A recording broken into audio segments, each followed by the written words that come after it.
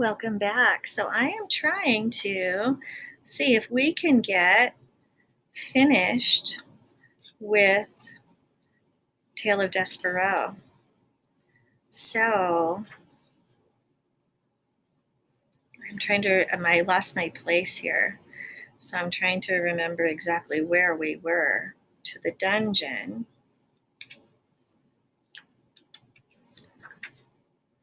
Okay, so I think we are on chapter 38 to the dungeon. The strange threesome made their way down the golden stairs of the castle. The princess and Mig walked side by side, and Roscuro hid himself again in the pocket of Mig's apron. And Mig pointed the sharp tip of the knife at the princess's back, and together they went down, down, down. The princess was led to her fate, as around her everyone slept. The king slept in his giant bed with his crown on his head, and his hands crossed on his chest, dreaming that his wife, the queen, was a bird with green and gold feathers, who called his name Philip, Philip, Philip, without ceasing. Cook slept too, in a too-small bed off the kitchen, dreaming of a recipe for soup that she couldn't find. "Where did I put that?" she mumbled in her sleep. "Where did that recipe go? It was for the queen's favorite soup. I must find it." And not far from the cook, in the pantry atop the bag of flour. I think I already read this. I'm going to reread it anyway because we're already there. But I think maybe I've read this chapter before. And not far from the cook, in the pantry atop the bag of flour, slept the mouse Despereaux, dreaming, as you know, reader, of knights in shining armor, of darkness and of light. And in the whole of the darkened sleeping castle there was only the light of a candle in the hand of Miggery Sow. The candle shone on the princess's dress and made it sparkle, and the princess walked tall in the light and tried not to be afraid. In this story, reader, we have talked about the heart of the mouse, and the heart of the rat, and the heart of the serving girl, Miggery Sow, but we have not talked about the heart of the princess. Like most hearts, it was complicated, shaded with dark and dappled with light. The dark things in the princess's heart were these: a very small, very hot burning coal of hatred for the rat who was responsible for her mother's death. And the other darkness was a tremendous sorrow, a deep sadness that her mother was dead, and that the princess could now only talk to her in her dreams.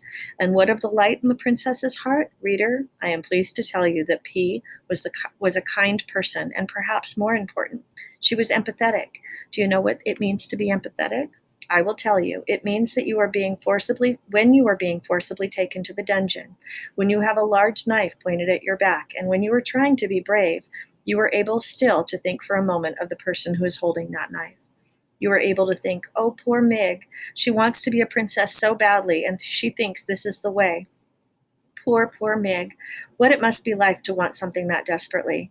That, reader, is empathy. And now you have a small map of the princess's heart: hatred, sorrow, kindness, empathy.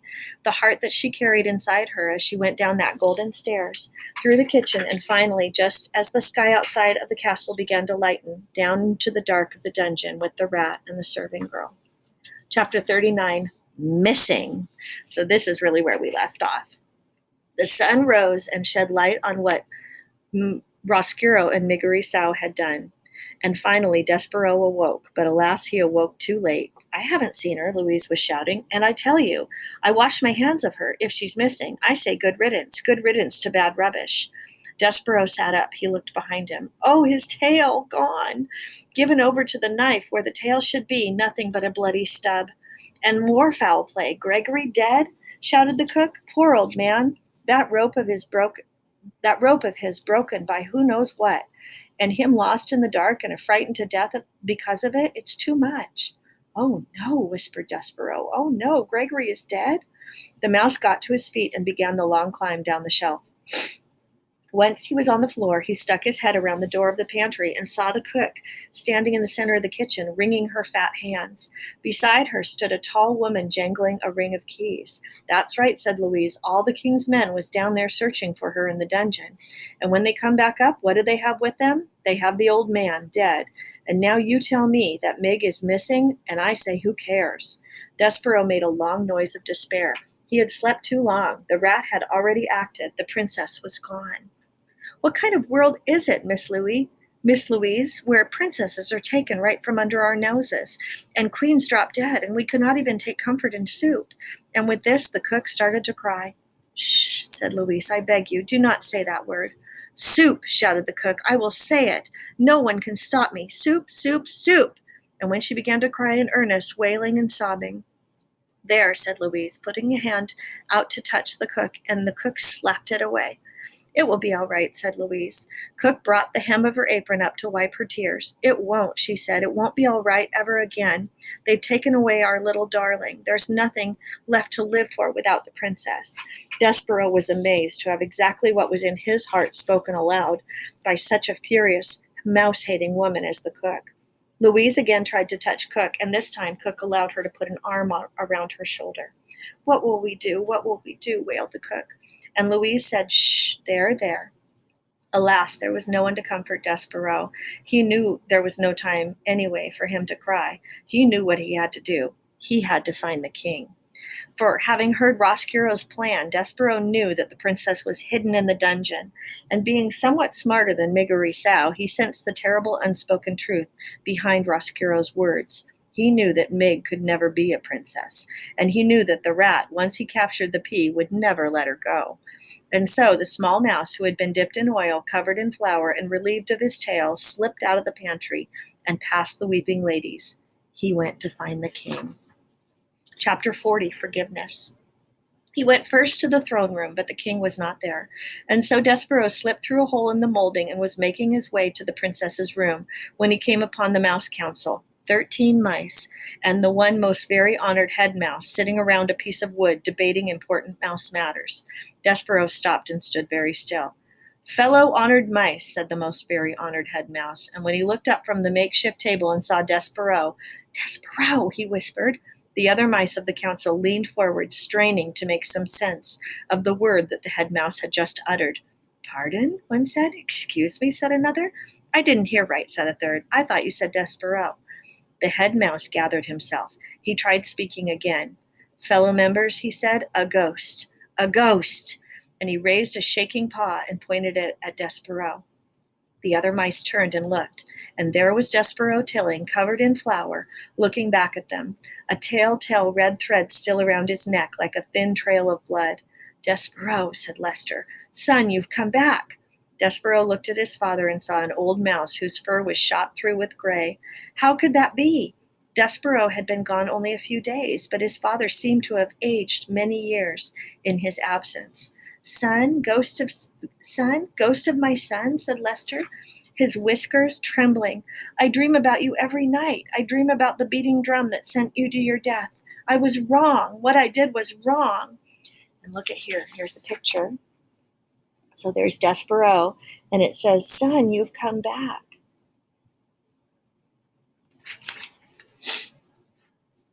"No," called the very most honored head mouse. "No. I've destroyed it," said Lester. "I've destroyed the drum. Will you forgive me?" He clasped his front paws together and looked at his son. "No," shouted the head mouse again. "No, do not ask the ghost to forgive you, Lester. You did as you should. You did what was best for the mouse community." Lester ignored the head mouse. "Son," he said, "please."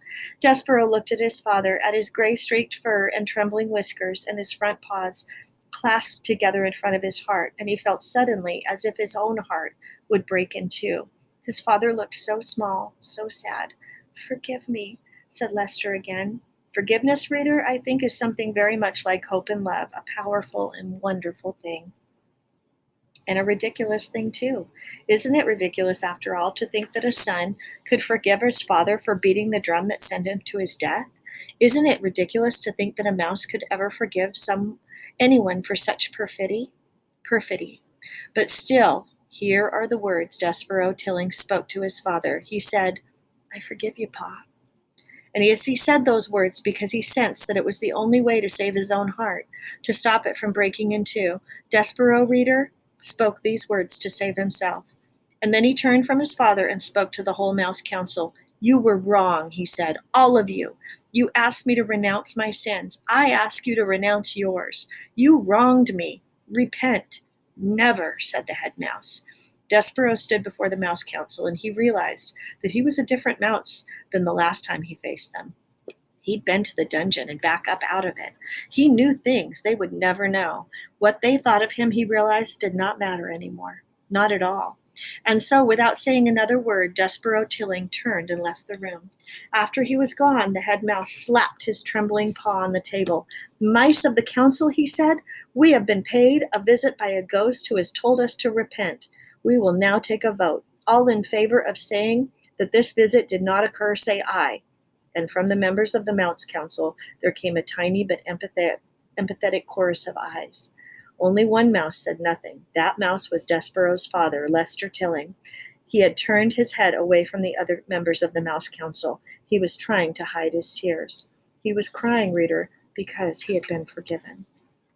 Chapter 41, The Tears of a King. Despereaux found the king in the Pease room, sitting on his daughter's bed, clutching the tapestry of her life to his chest. He was weeping, although weeping is really too small a word for the activity that the king had undertaken. Tears were cascading from his eyes. A small puddle had formed at his feet. I am not exaggerating. The king, it seemed, was intent on crying himself a river. Reader, have you ever seen a king cry? When the powerful are made weak, they are revealed to be human, to have hearts. Their diminishment is nothing short of terrifying. As you can be sure that Despereaux was terrified, absolutely, but he spoke up anyway. Wow, he's brave. "Sir," the mouse said to the king, but the king did not hear him. And as Despereaux watched, King Philip dropped the tapestry and took his great golden crown from his lap and used it to beat himself on the chest over and over again. The king, as I have already mentioned, had several faults. He was nearsighted. He made ridiculous, unreasonable, difficult to enforce laws, and much in the way of Megari he was not exactly the sharpest knife in the drawer. But there was an extraordinary, wonderful, admirable thing about the king. He was a man who was able and willing to love with his whole heart. And just as he had loved the queen with his whole heart, so too he loved his daughter with the whole of it. Even more than whole. He loved the Princess P with every particle of his being, and she had been taken from him. But what Despereaux had come to say to the king had to be said, so he tried again. "Excuse me," he said. He wasn't certain, really, how a mouse should address a king. "Sir" did not seem big enough a word. Despereaux thought about it for a long moment. He cleared his throat. He spoke as loudly as he was capable of speaking. "Excuse me, very honored person, very most honored head person." King Philip stopped beating his crown against his chest. He looked around the room. "Down here, most very honored head person," said Despereaux. The king, tears still falling from his eyes, looked at the floor. He squinted. "Is that a bug speaking to me?" he asked. "No," said Despereaux. "I am a mouse. We met before." "A mouse!" bellowed the king. "A mouse is but one step removed from a rat." "Sir," said Despereaux, "very most honored head person, please, you have to listen to me. This is important. I know where your daughter is." "You do?" said the king. He sniffed. He blew his nose on his royal cloak. "Where?" he said, as he bent over to look more closely at Despereaux. One tear, two tears, three enormous king-sized tears fell with an audible plop onto Despereaux's head and rolled down his back, washing away the white of the flower and revealing his own brown fur. "Sir, most very honored head person, sir," said Despereaux as he wiped the king's tears out of his own eyes. "She's in the dungeon."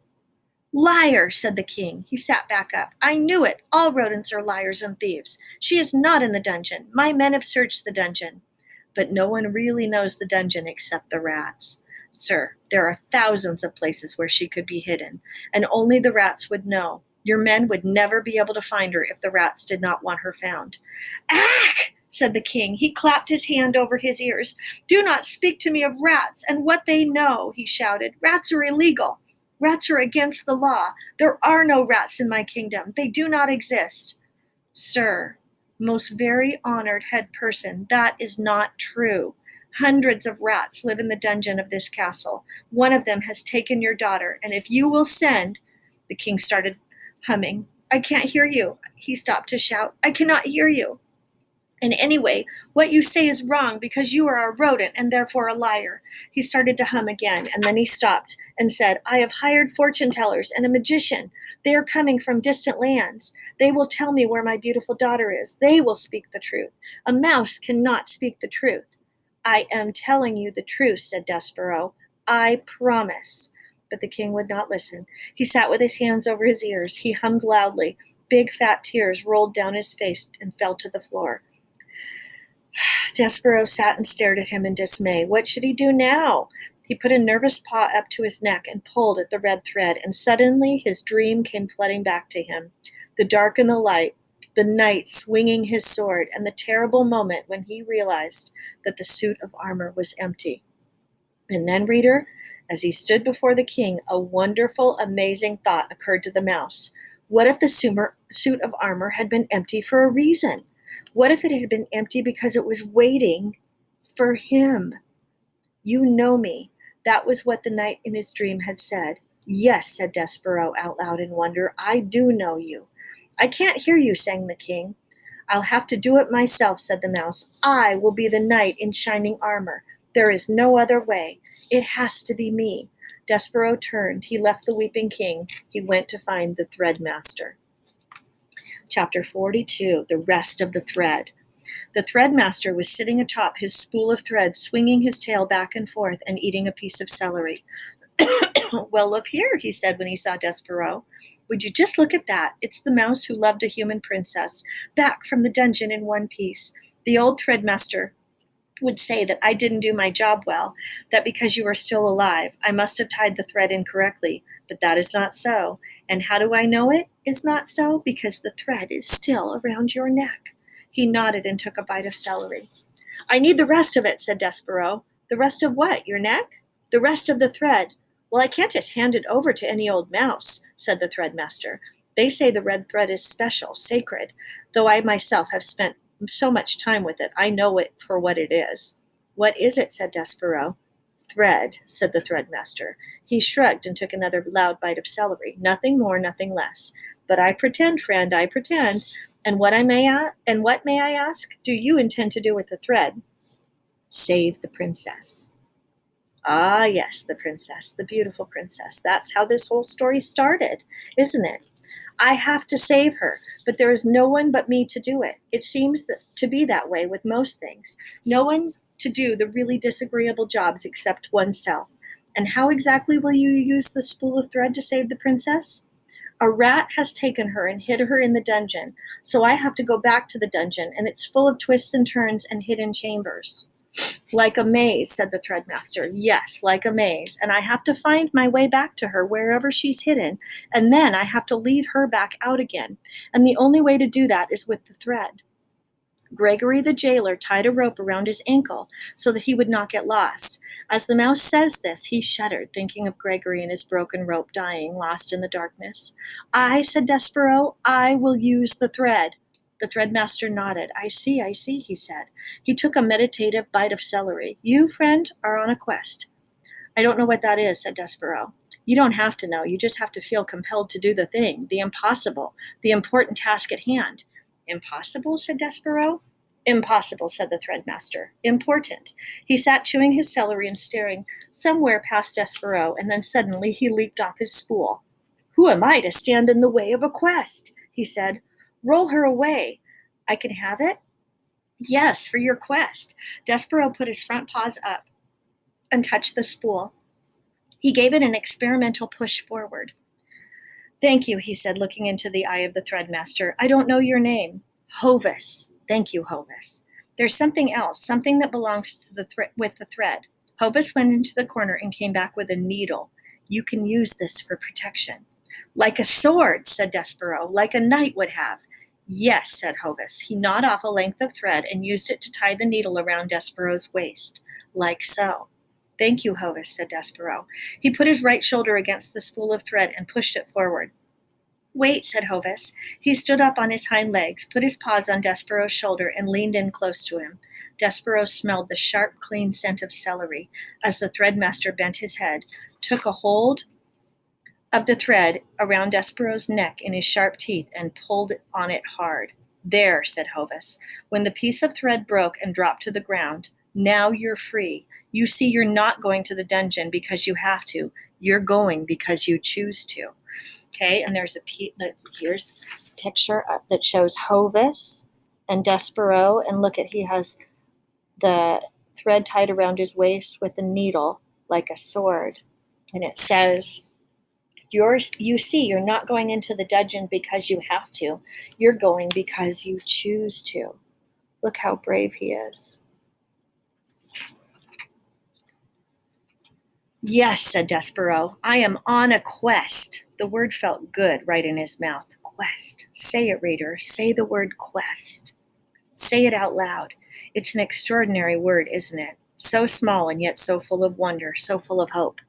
My friends, quest is the secret code word. When you get back to school, I want you to write the word quest and your name and your teacher's name on a piece of paper and turn it in, and you will get a prize. Goodbye, said Hovis as Despereaux pushed the spool of thread out of the threadmaster's hole. I have never known a mouse who has made it out of the dungeon only to go back into it again. Goodbye, friend, goodbye, mouse among mice. Okay, we're going to leave off here. We will pick up chapter 43 next. Have a great time. I hope you're enjoying your spring break or whenever you're listening to this. We have just a little bit more, I think one more section, and then we're going to be finished with Despereaux. See you till next time.